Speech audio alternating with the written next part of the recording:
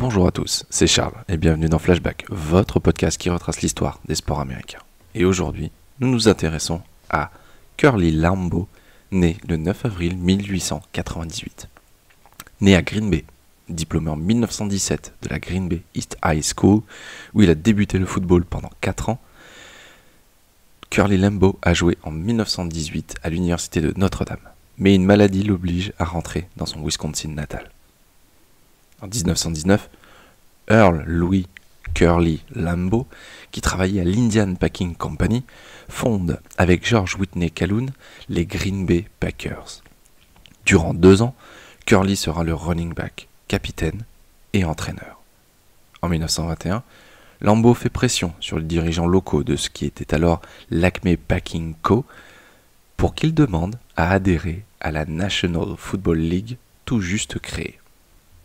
Curly Lambeau a été le premier entraîneur à baser son jeu sur la passe dans la NFL, et ses équipes étaient comme leur chef, impatientes et explosives.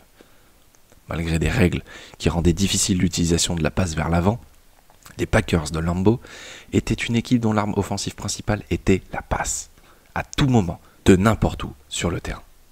Il raccroche les crampons en 1929, après son premier titre de champion, pour devenir uniquement entraîneur de cette équipe qu'il va mener à 6 titres. 1929, 1930, 31, 36, 39 et 44.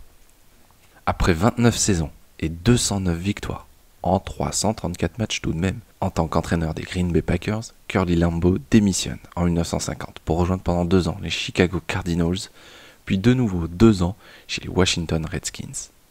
Au total, c'est un bilan de 226 victoires, 132 défaites et 22 matchs nuls durant sa carrière d'entraîneur qu'il prendra sa retraite en 1955. Curly Lambeau sera ensuite intronisé au Hall of Fame dès sa création en 1963 en tant que fondateur et entraîneur.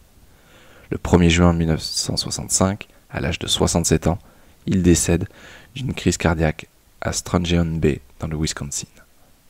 Quelques mois plus tard, le nouveau stade des Green Bay Packers sera nommé en son honneur, le Lambeau Field. Il restera à tout jamais comme une figure marquante de la NFL et de la ville de Green Bay. J'espère que cet épisode vous a plu et on se retrouve dès demain pour un nouvel épisode de Flashback.